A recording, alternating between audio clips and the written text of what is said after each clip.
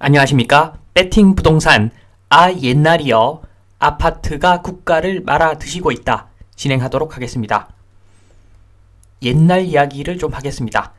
젊은 분들은 좀 싫어하실 수가 있는데 들어보면은 재밌습니다. 아주 재밌으니까 젊은 분들도 좀 들어주셨으면 합니다. 옛날이여 노래 부르던 시절보다도 더 옛날에는 쌀가게가 부유한 사람들이 향유할 수 있었던 산업이었습니다. 사업이었습니다. 1950년대, 60년대까지만 하더라도 소금가게, 쌀가게 하면은 굉장히 부유한 사람들이었습니다. 특권이었죠. 일종의 특권이었습니다.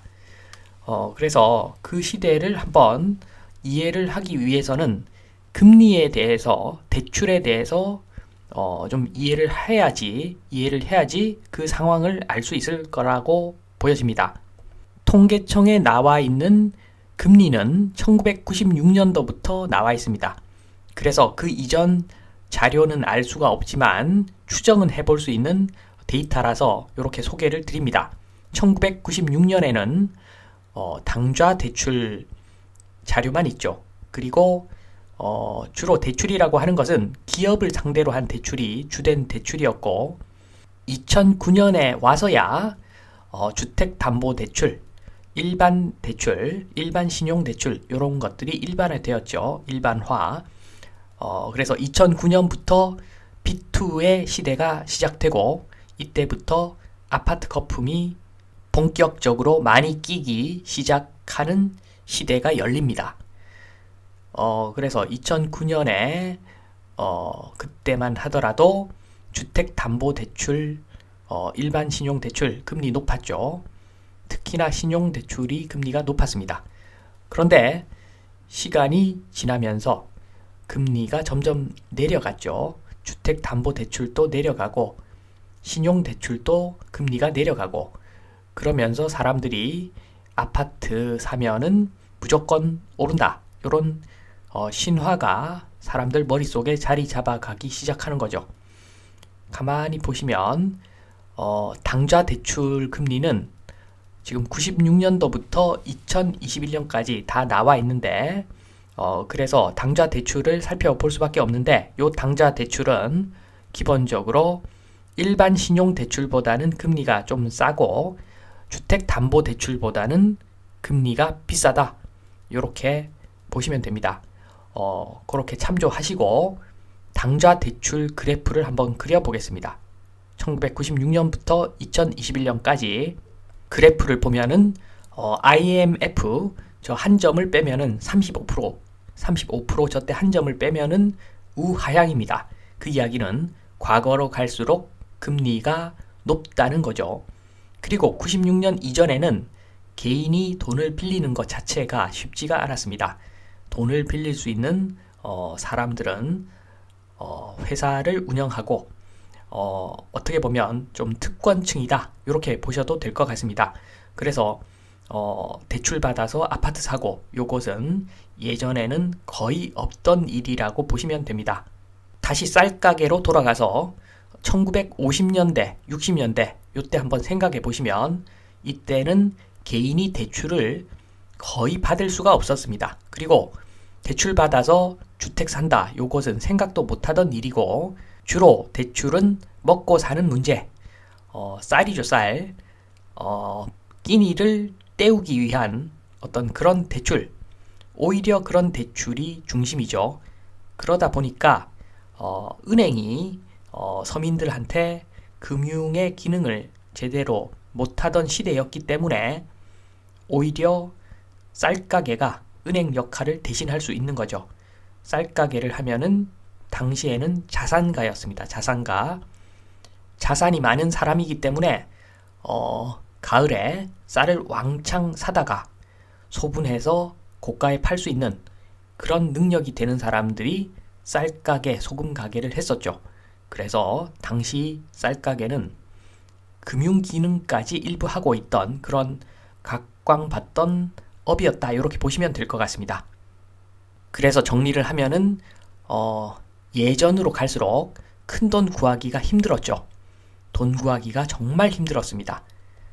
그래서 다시 시간 여행을 좀 해보면 1950년에서 60년대 이때는 사채 시장이 중심이었죠. 초고금리였습니다. 초고금리. 저도 정확히 그 금리 퍼센트를 알 수 없을 정도로 초고금리 시장이었던 것으로 알고 있습니다. 그래서 이 시대에는 주택 사서 부자 되다 뭐 이런 사람이 일부 있을 수는 있겠지만 요게 메인이 아니었죠. 당시에 보면은 1950년대 60년대 건빵을 팔아가지고 학교 세운 사람도 제가 봤습니다. 학교 이사장이 예전에 1950년대 60년대 건빵을 왕창 팔아가지고 떼돈을 벌어서 학교를 세운 사람이 있었습니다. 건빵 팔아 학교 세운 사람이 주택 사서 부자 된 사람에 비해서 훨씬 큰 승리자죠. 승입니다. 자영업 승. 1950년대, 60년대까지만 하더라도 자영업이 승리. 그리고 조금 뛰어넘어서 1980년대, 요때도 사채 시장이 유지가 되었죠. 요때도 제가 정확히 기억은 안 나는데 고금리 거의 20%대였던 것으로 알고는 있는데 정확하지는 않습니다. 그런데 이때는 훌륭한 사장은 돈을 잘 빌려오는 사람이다. 요렇게 간주되던 시대였습니다. 돈을 빌려와서 어떤 분야에 사업을 벌리면 큰 돈을 벌던 시대였기 때문에 이런 시대적 분위기 속에서 장영자 사건이 터졌죠. 그래서 장영자 사건은 터질 수밖에 없는 상황이었습니다. 당시 시대적 상황이. 1980년대는 대략 기억이 좀 나는데 아파트 사서 부자 된 사람 이때도 그렇게 많지는 않았고 상대적으로 많지 않았다는 겁니다. 1950년, 60년, 70년, 80년 빚의 속도로 우리나라가 발전하던 시대였기 때문에 아파트 값이 오르는 것보다도 다른 가치가 더 빨리 올랐죠. 그래서 그때는 동네 치킨 가게 페리카나 페리키리 아시죠? 페리키리 최양락 그거 팔아가지고 건물주 된 사람 여럿 있었습니다. 이때도 자영업 승리였죠. 자영업 하면은 떼돈 벌던 시대였습니다. 그런데 좀 권위주의 이런 것들이 좀 있어서 대학 나와서 대기업 다니면 더 알아줬긴 하지만 그것은 뭐 체면치레 뭐 이런 느낌이 좀 있는 것이고 사실 1980년대 열심히 직장 생활 하듯이 자영업 했던 사람들은 지금 엄청난 부자입니다. 그래서 1980년대 자영업 승입니다. 승. 그리고 1990년대 요때는 기억이 좀 많이 나죠. 사채 중금리 10%대 우습게 나왔습니다. 갯돈 생각나십니까? 갯돈으로 굴리면 10%대는 우습게 나오던 시대였죠. IMF 기간을 제외하더라도 10%대 금리는 우습게 나오던 시절이었습니다. 그래서 이때도 아파트 사서 부자 되다 뭐 그럴 수 있겠지만 제가 알기로는 그때 당시에 노래방 초창기 노래방 했던 사람들 3년 또는 4년 만에 건물주 된 사람들 엄청나게 많습니다. 이때 그때 보면은 점수판이 전구담화로 되어 있었습니다. 전구담화로 되어 있어가지고 100점까지 표시가 안 되고 99점까지만 표시가 되었죠. 그래서 만점은 00점으로 표시되던 전구소리 드르르륵 나면서 점수 몇 점이다 이렇게 빰빠라빰빰빰빠밤 뭐 이런 노래였던 것 같습니다. 뭐 그러면서 전구소리 드르륵 나고 점수 가르쳐 주던 그런 기계로 노래방 3, 4년 해가지고 건물 사던 시대였습니다. 이때까지만 하더라도 자영업 승입니다. 승. 2000년대 이후는 잘 아실 겁니다. 자영업은 무덤이 되었죠. 무덤이 되었고 아파트 사는 것이 훨씬 더 괜찮다. 상대적으로. 지금 이야기는 다 상대적인 겁니다. 아파트 사도 예전에 더 많이 올랐죠. 그러나 상대적으로 자영업해서 돈 번 사람들은 엄청나게 진짜로 엄청나게 벌었습니다. 반면에 2000년대 이후에 21세기가 와서는 자영업 했던 사람들 거의 못 벌었고, 상대적으로 아파트 사고 팔고 한 사람들이 좀 더 벌었다, 요런 거죠. 부동산 투자도 1950년대 60년대 했던 사람들이 훨씬 많이 벌었죠. 그렇지만 사업한 사람들은 말도 못하게 많이 벌었다는 이야기입니다. 상대적인 개념입니다, 지금 이야기는. 그래서 돈을 만들어내는 속도 한번 보시겠습니다. Y축이 이자 또는 수익률이고, X축이 시기입니다. 시기는 두 가지, 옛날하고 최근 두 개로 나누었습니다. 옛날은 이자가 높았죠. 이자 수준이 높았습니다. 그런데 그 돈을 빌려서 자영업을 하면은 떼돈 벌었습니다. 왕창 벌었죠. 반면에 돈을 빌려서 주택을 사면은 크게 재미를 못 보던 시대였습니다. 상대적인 개념이죠. 그리고 최근에 와서는 이자 수준이 많이 내려왔습니다. 이자 수준이 많이 내려왔음에도 불구하고 저금리로 대출받아서 자영업을 해도 인건비 건지기 바쁜 그런 시대가 되어버렸죠. 반면에 아파트는 국가에서 팍팍 밀어줘가지고 저금리로 대출받아서 아파트 사면은 필승의 공식이 만들어졌죠. 최근에는 그런 공식이 만들어져 버렸습니다. 왜냐하면 국가가 밀어줘서 국가가 아파트로 내수경기 부양하고 국가를 운영하는 사람들이 조금은 부패했다고 봐야 되겠죠. 그래서 저금리에 원래는 저금리에 아파트를 사도 이익이 조금 남는 것이 정상인데 비정상적인 구조를 만들어 가지고 자영업 하면은 폭망, 아파트 사면은 완벽한 승리, 상대적으로 이런 구조를 만들어 버렸습니다. 좀 더 세밀하게 뜯어보면은 자영업부터 보겠습니다. 자영업. 옛날에는 고금리 이자 빌려가지고 자영업 하면은 떼돈 벌었죠. 하면 되는 사회였습니다. 당시는. 그런데 지금은 해도 안 되는 사회가 되어버렸죠. 저금리로 돈을 빌리지만 이자는 낮지만 이익은 더 많이 감소해서 지금 자영업 하면은 알바 뛰는 것보다 못한 사람들이 많은 그런 시대가 되어버렸습니다. 해도 안 되는 사회가 되어버린 거죠. 그리고 주택 보겠습니다. 주택은 옛날은 돈 있어도 일하는 사회였고 지금은 최근은 돈 있으면 놀고 먹는 사회가 되어버렸습니다. 돈이 있는데 아파트 사서 냅두면 많이 버는데, 상대적으로 많이 버는데 돈이 있다고 해서 그 돈으로 여러 개의 자영업을 벌려놓으면은 벌려놓은 족족 돈을 잃어버리는 구조기 때문에 돈 있으면 놀고 먹는 게 훌륭한 선택이더라, 이런 사회를 만들어 버렸습니다. 얼마나 지금 사회가 죽어 있습니까? 자영업은 절망, 사회가 거의 죽어 있는 상태, 이런 상태를 만들어 놓으니까 결론은 뻔하죠. 결론은 인구 절벽입니다. 2012년 합계 출산율 1.3에서 1.3도 그렇게 높은 수치는 아닌데 10년 만에 지금 0.81까지 내려왔습니다. 세계 꼴등이죠. 세계 꼴등입니다. 그래도 우리나라 사람들은 정말 착한 사람들입니다.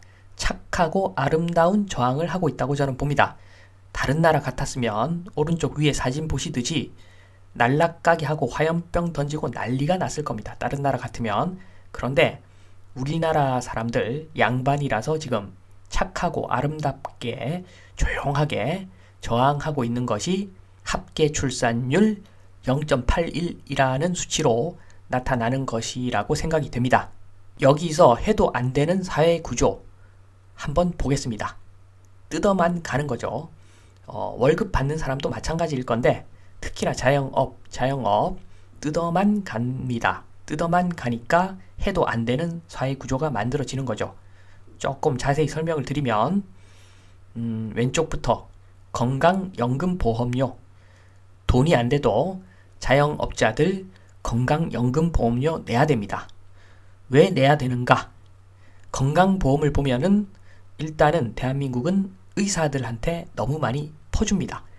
그러니까 지금 똑똑한 애들이 다 의대 간다고 난립니다.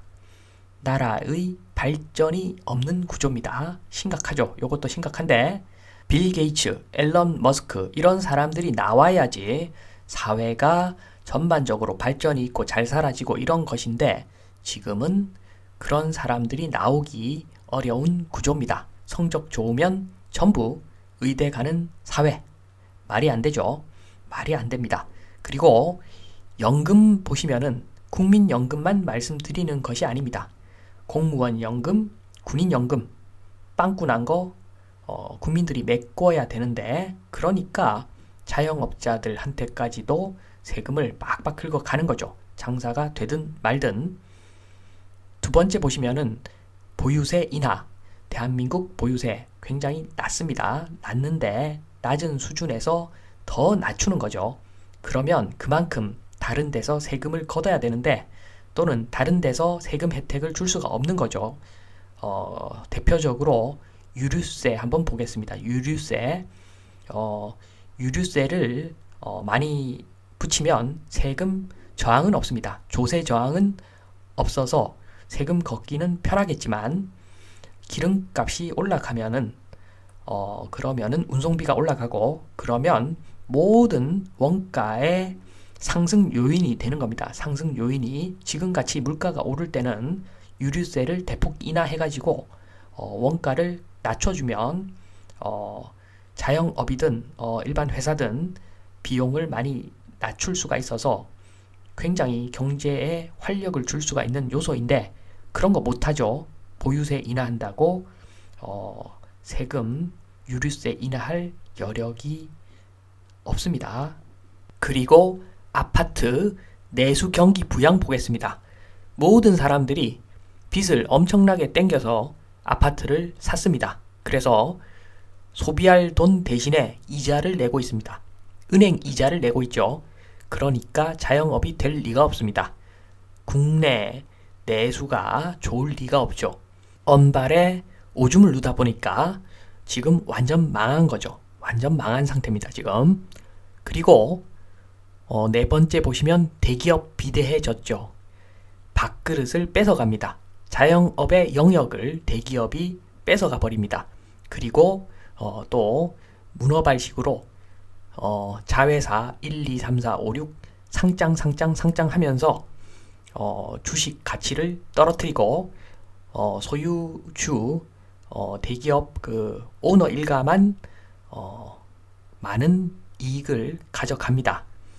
그러니까 주식 시장도 활성화가 안 되는 겁니다. 주식 투자하고 싶어도 이렇게 종이 장사하는 기업들이 많아서 주식 사기가 껄끄러워져서 생각보다도 투자 금액이 많이 유입이 안 되는 거죠. 여러 가지로 안 좋은 상황을 연출하고 있습니다. 그리고 플랫폼은 일종의 또 다른 세금이죠.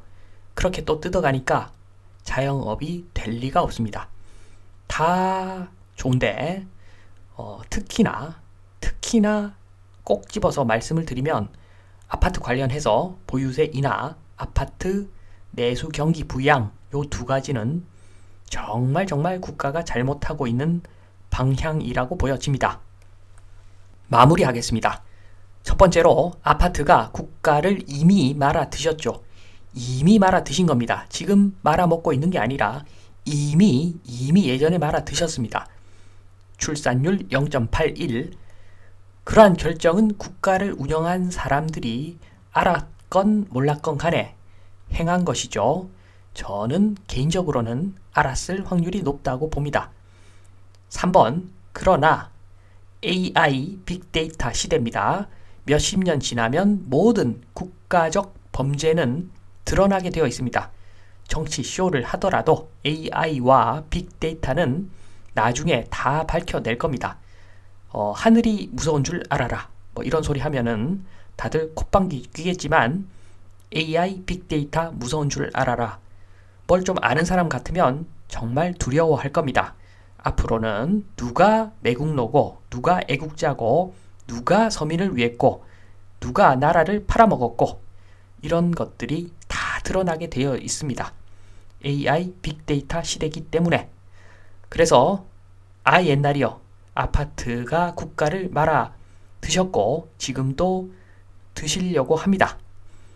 AI 빅데이터 무시하지 마시고 정상적인 국가를 만들었으면 좋겠다 말씀을 드리면서 이만 마치겠습니다. 감사합니다.